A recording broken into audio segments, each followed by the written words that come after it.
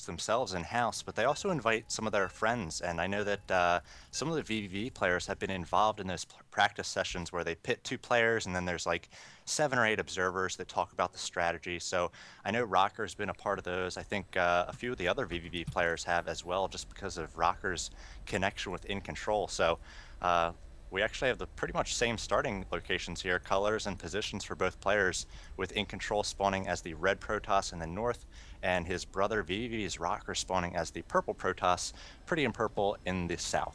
Yeah, so it is going to be Protoss versus Protoss cross spawns here. And because of the elevated natural expansion, it's going to be a little bit more difficult to be aggressive.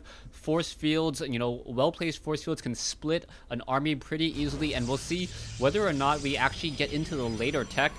I do expect some sort of 4-gate variation by chance, maybe a 3-gate plus a robotics facility versus a Twilight Council Blink Stalker play. That's really where Protoss versus Protoss has evolved as of late, as both players pretty much opening up with the same exact build. You can see them almost using their Chrono Boost at the same exact time as well. So these brothers know their openings pretty much mirrored.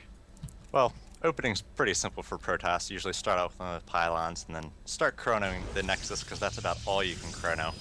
But both players starting with the pylon close to their Nexus, so not going to have any sort of cheese play. And we saw that the first, right before we had to regame there, both players did start out with the pylon in base, so it's not like they were going to do some sort of proxy cheese play, and that was foiled by that forced regame. And both players adding their gas about the same time, so we'll see where it starts to deviate. Already we do have In Control sending an early scout, with Rocker not scouting yet. Yeah, so with In Control going for this earlier scout, we'll see what he finds and how he reacts to Rocker's opening. He is going to be a little bit behind in terms of minerals, but we also see that Rocker has just scouted out as well, and we'll see if Rocker gets denied any scouting information, as pretty much the builds are still pretty much identical. In Control a little bit delayed in that second pylon, just because he did scout out with that probe a little bit faster. The probe trying to get some damage onto that pylon, but I believe some probes or even a Zealot or Stalker should be coming out of that gateway shortly, and that probe will pretty much have to run and turn its tail home. Yeah, the one thing about the forced cross spawns here is you know exactly where your opponent's going to spawn. So In Control sends that scout, and on a 4-player map, sending that scout around that time, not a bad idea, because you get the scout early, as we see Rocker's probe taken down by In Control in his base. But in these MLG positions, having the probe in your opponent's base that early doesn't really give you that much extra information. So In Control gives up a little bit of early economy for that probe, which didn't give him too much info. Yeah, but right now In Control is slightly ahead. He still has the probe alive, and that is going to be huge, as it's most likely going to end up delaying Rocker into actually showing what he's going to go for. Rocker right now trying to warp in another pylon, but that probe must have some sort of spider sense in being able to block that pylon, as the probe now retreats and a Zealot is making its way in. The key point is that In Control, by not losing this probe, can set up a proxy pylon, and he should be able to warp in additional units, as we now see 2 additional gateways being warped in, and perhaps a third for a potential 4-gate harassment. So it's going to be a 4-gate. There's a gateway by Rocker at the top of the ramp, and it looks like he's going to be shooing away that Zealot. We do have In Control, who's has a second Stalker on the way, so he's going to be up in units.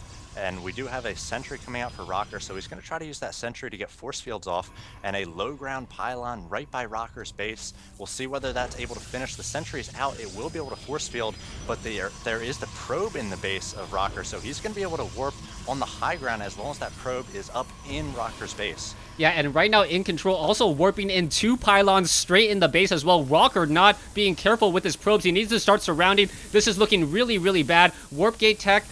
Is it quite done? No, it doesn't seem like it's done. 1 pylon will go down. A second pylon may get taken down as well. A Stalker now trying to come in here, and Rocker does not have anywhere to go with this 1 Stalker, as now there are Zealots inside the base.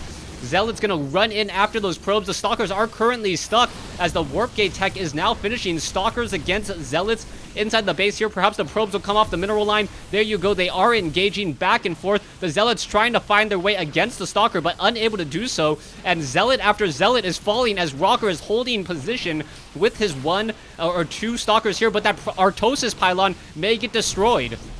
Yeah, the Artosis pylon does go down. 3 of the warp gates no longer functional for Rocker, and this is just disaster for Rocker. He's gonna have to try to fight against these units for In Control. He does have the sentry, so he can get another force field, but In Control has that high ground sight, so he is gonna be able to warp onto that high ground. Still a Zealot, number of Stalkers picking off, trying to go for those warp gates. Rocker doing his best to power these warp gates once again. Places a pylon there, but I'm not sure if it will finish. In Control, very low on minerals, so I'm not sure if he's gonna be able to keep up this aggression. He did do some economic damage. It is 20 probes to 15, and he is still knocking at the front door of Rocker. The pylon does finish powering 2 of the warp gates, and Rocker somehow holds this. So Rocker right now, he can either just warp in sentries because he has a lot of gas. Actually, no, he can only warp in Zealots. He doesn't have the gas. Meanwhile, In Control is going to lose this pylon, but Rocker is behind 17 to 22 probes. And this game is far from over now that the initial cheese has been dealt with. Yes, certainly. It was crazy there. Rocker using that hold position on the probes, the Zealots, the AI sort of glitched out a little bit. He probably would have killed another 7 or 8 probes if he just auto attacked with those Zealots rather than trying to attack the Stalkers. I think In Control mishandled that a little bit, but he still did a ton of damage. We see that 10 probes went down 10 probes killed by In Control, and it's 26 to 21. And In Control can come with some sort of secondary timing here after he macros up a little bit.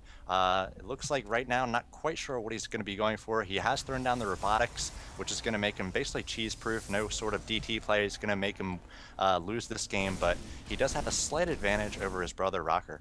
Yeah, right now you see In Control setting up a proxy pylon here at the 6 o'clock third base location. We'll see what comes of that. Perhaps just a little bit of scout or a Stargate could come in, but we do see a warp prism now coming in from In Control. So it looks like In Control gonna follow up that pylon in base with now a warp prism in base, and this may be disastrous. It certainly might be, because Rocker has chosen this opportunity to expand, and this is a pretty big risk by him, but I like this play. When you're behind, especially by how much he was earlier, you have to do some sort of risk and hope that you can hold on to whatever sort of all-in comes, because if you don't, you're just going to be behind by just a little bit more and a little bit more as the game moves on. So Rocker using these Stalkers and the Observer in his base actually might be scouting for this Warp Prism, but this Warp Prism about to land in the mineral line of Rocker.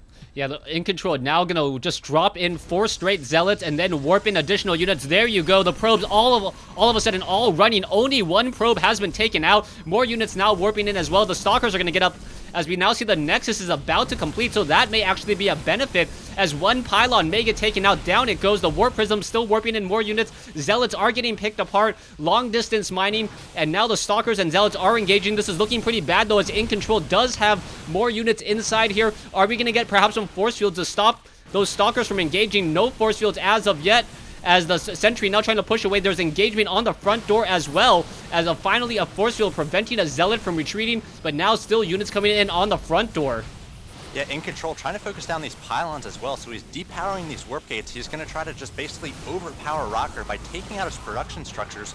Right now, Rocker just has 2 warp gates. One of them is solely powered by this pylon, which is about to go down. Rocker just has 1 warp gate, 1 robotics, which is not working on anything. He's supply blocked as well. In Control still has this warp prism in the base of Rocker, and I think this is going to spell GG for Rocker, as he was able to hold off that initial pressure by In Control, but now this follow-up by In Control with the warp prism play and the 2-prong pressure, taking out all the production of Rocker, takes down Rocker. There's the GG.